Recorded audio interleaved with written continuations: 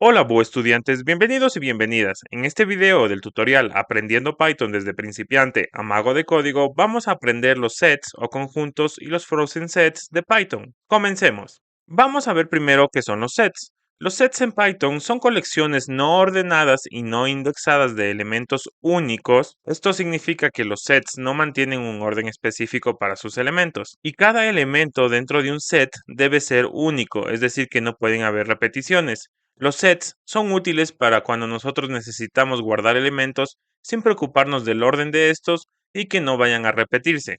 Algunas características de los sets es que, como ya lo mencionamos, son elementos únicos, es decir, que solo podemos almacenar dentro de los sets elementos que no van a ser repetidos. Son no ordenados. Los elementos en un set no tienen un orden fijo, por lo cual nosotros no podemos acceder a estos a través de los índices. Los sets son mutables, lo que quiere decir es que nosotros podemos agregar o eliminar elementos dentro de un set después de haberlo creado.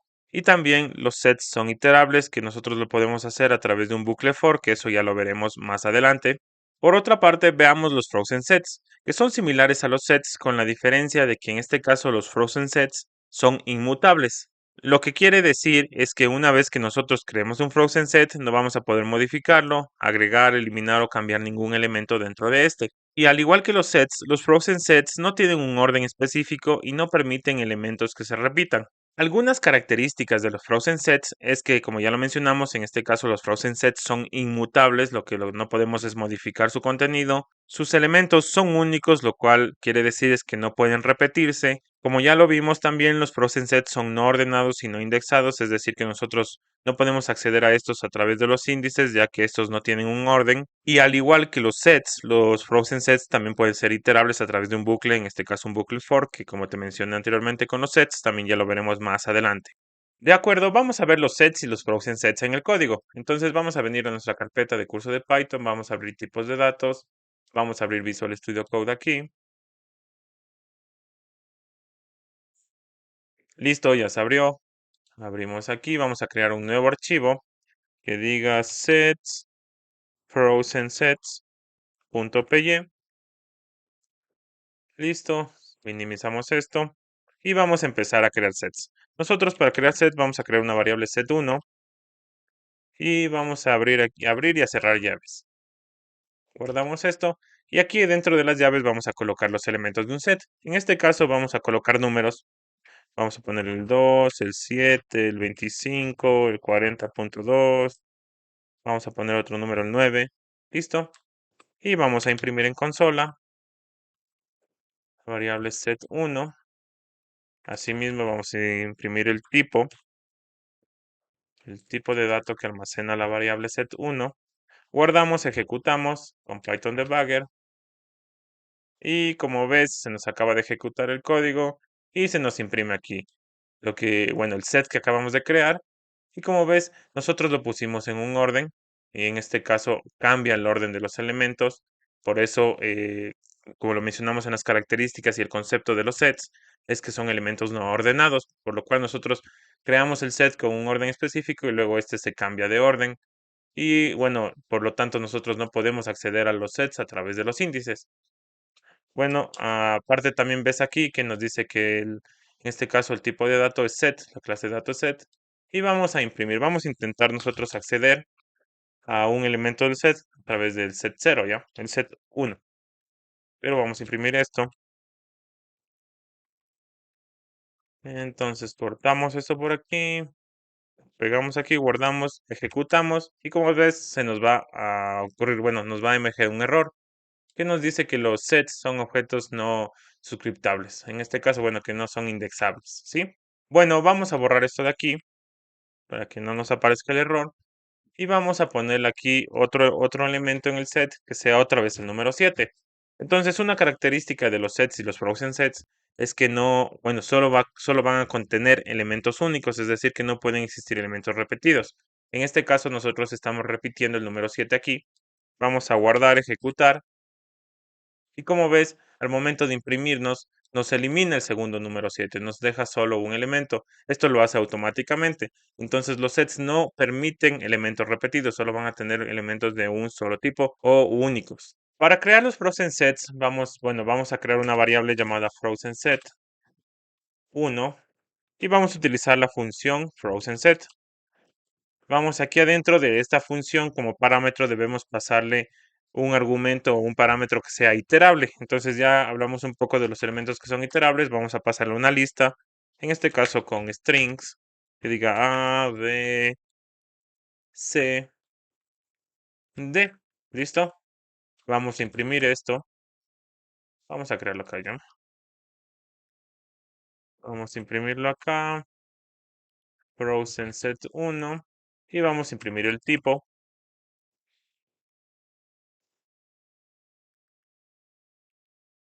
Guardamos, ejecutamos y como ves se nos ha creado el frozenSet que está aquí. Como ves se cambia el orden de los elementos, por lo tanto no son ordenados, al igual que los sets.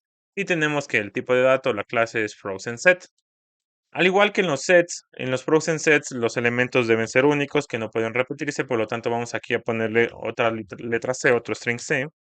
Vamos a guardar, ejecutar. Y como ves, nos devuelve el frozenSet, pero sin el elemento repetido.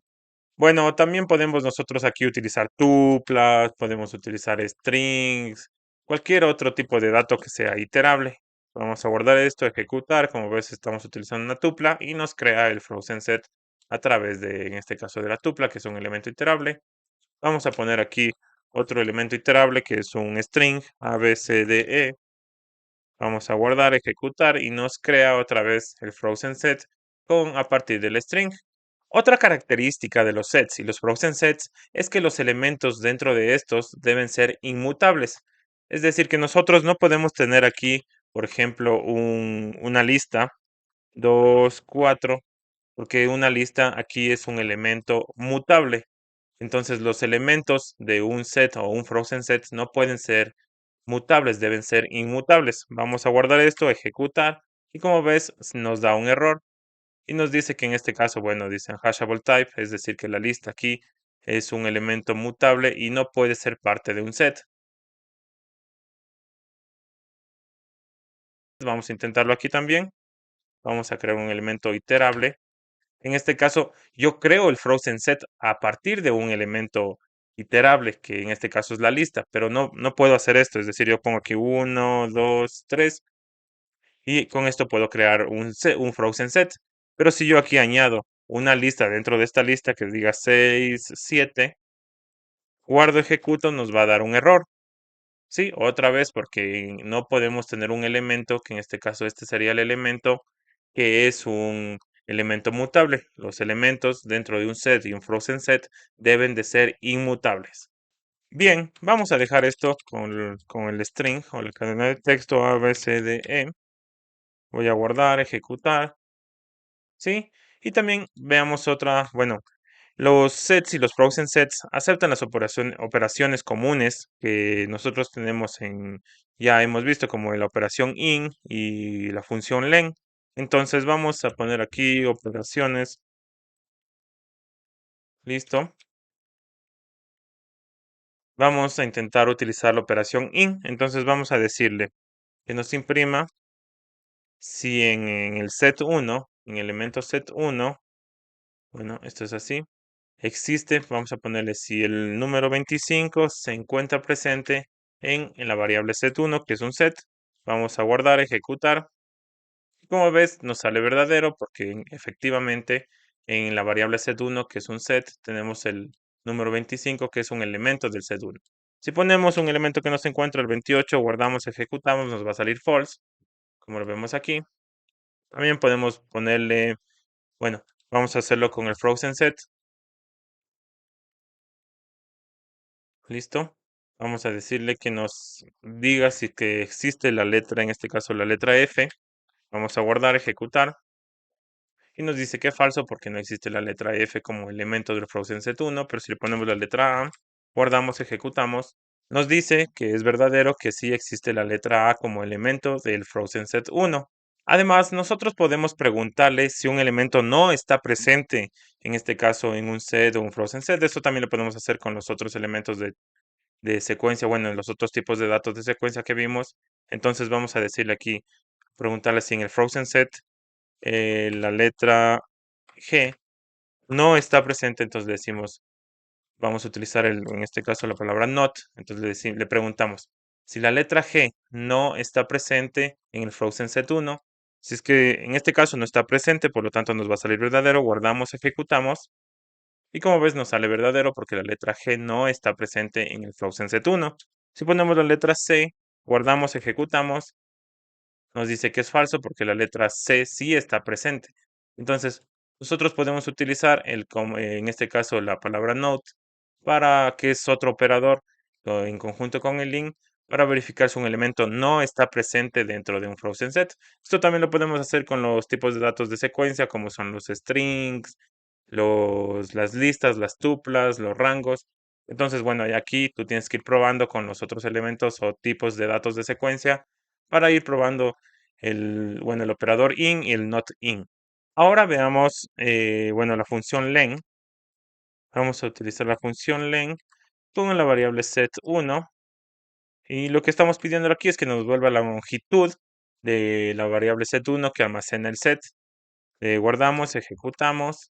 Como ves, nos devuelve que la variable set1 contiene 5 elementos, que la tenemos aquí, 1, 2, 3, 4, 5. Con el frozen set podemos hacer lo mismo. Vamos a ponerle aquí frozen set1. Guardamos, ejecutamos y nos devuelve que también tiene 5 elementos. Vamos a aumentarle más elementos aquí de F, G, H. Guardamos, ejecutamos y nos dice que tiene 8 elementos en este caso. ¿Sí?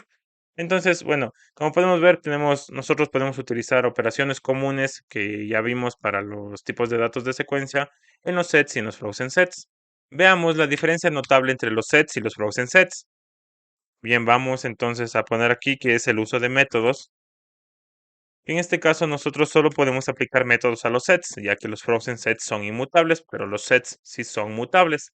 Entonces, bueno, te doy algunos métodos que vamos a estar utilizando en este caso para los sets. Con la variable set1, nosotros tenemos el método add, que es para añadir otro elemento. En este caso vamos a añadirle, no sé, un número que sea el número 95. Vamos a guardar, vamos a volver a imprimir la variable set1. Guardamos, ejecutamos. Y como ves, se nos añadió el número 95. De igual manera, nosotros podemos remover un elemento. Vamos aquí a copiar esto. Ay, perdón. Aquí ponemos set1. .remove con el método remove y vamos a eliminar el 40.2. ¿Sí? Vamos a guardar, ejecutar y como ves se nos elimina este elemento 40.2. Es súper sencillo de usar, intuitivo. Tenemos otro método que se llama discard. Vamos a utilizarlo, set1.discard. Vamos a descartar un elemento de aquí, vamos a decirle que el número 7. Volvemos a imprimir, guardamos, ejecutamos. Como ves, nos quita también el elemento 7, que está descartándolo en este caso.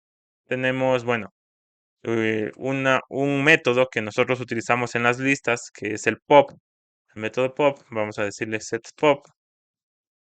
En este caso lo que nos hace es eliminarnos un elemento del set, pero de manera aleatoria, es decir, nos va a eliminar cualquier elemento.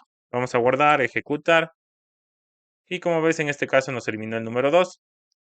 ¿Sí? Vamos a ver otro método que es el clear, que ya lo vimos también, en este caso el método clear, lo que hace es eliminar todos los elementos dentro del set. Volvemos a imprimir el set 1 y nos va a salir un set vacío. Entonces, como ves, los métodos para los sets son muy sencillos de utilizar, bastante intuitivos, con lo que ya hemos visto los métodos para los strings, las listas, en este caso también las tuplas, y no podemos utilizar estos métodos para los frozen sets, ya que los frozen sets son inmutables. Si nosotros intentamos utilizar uno de estos métodos, perdón, ya vamos a intentar con la variable frozen set1 utilizar el método add y ponemos aquí cualquier un número, ¿ya? Guardamos, ejecutamos, nos va a salir un error, ya que dice que bueno, en este caso no podemos utilizar el método add en este atributo. Entonces guardamos, ejecutamos otra vez y nos queda así, ¿ya? Los sets Pueden ser una herramienta muy valiosa si tú estás estudiando teoría de conjuntos del área de las matemáticas, ya que podemos usar Python para realizar operaciones con conjuntos como son la unión, la intersección, la diferencia y la diferencia simétrica. Venimos al código para verlo. Vamos a poner aquí operaciones con conjuntos. ¿Sí? Vamos a empezar entonces con la primera operación, que es de unión. Vamos a darle aquí un espacio. Aquí así, ¿ya? Y bueno, el operador de unión en este caso es simplemente esta línea vertical. Y nosotros podemos especificarle dos sets. Vamos a crear otro set primero, ¿ya? El set 2. Vamos a utilizar en este caso números, solo números. En este caso solo números enteros. Vamos a darle algunos aquí, por aquí, así. Vamos a crear un set 3, donde se repitan algunos. Pongámosle aquí, dejémosle que se repita el 7. Dejémosle aquí un 9. Se repite el 6 y dejémosle aquí un número 71. ¿Listo? Ya. Entonces vamos a poner esto acá. Así, para estar más organizados. ¿Listo? Entonces, vamos a utilizar la primera operación de unión, que es con esta línea vertical. Perdón, así. Y vamos a imprimir, ya en este caso pongamos print. Bueno, vamos a almacenar una variable, ¿ya? Pongámosle unión. Y vamos a decirle que el set 2 lo una con el set 3. ¿Sí? Y vamos a imprimir, en este caso, la variable unión. Vamos a guardar, ejecutar. Y como ves, nos hace la unión de los dos sets o dos conjuntos. De igual manera, vamos a ver la intersección. La intersección. Le damos aquí un espacio. Venimos aquí, pongamos intersection, igual. Y le vamos a decir que nos haga la intersección entre el set 2. En este caso, el operador por la intersección es el ampersand. Y le decimos con el set 3 e imprimimos la variable intersection. Está aquí. Guardamos, ejecutamos. Y como ves, nos devuelve la intersección, que en este caso son los elementos en común que tienen los dos conjuntos, que son el 6 y el 7. Que lo podemos verificar aquí, 7, 7, 6, 6. Veamos las diferencias, bueno, solo la diferencia. Diferencia. Vamos a poner aquí difference. Ya, vamos a crear aquí sets 2, que nos saque la diferencia entre el set 2 y el set 3. Entonces el signo de diferencia, en este caso el menos, es el símbolo de menos. Imprimimos la variable difference. Parece que es con doble F, difference, ¿ya? Ya, guardamos, ejecutamos. Y como ves, obtenemos la diferencia. Estamos restando el uno del otro. Vamos a obtener la diferencia simétrica.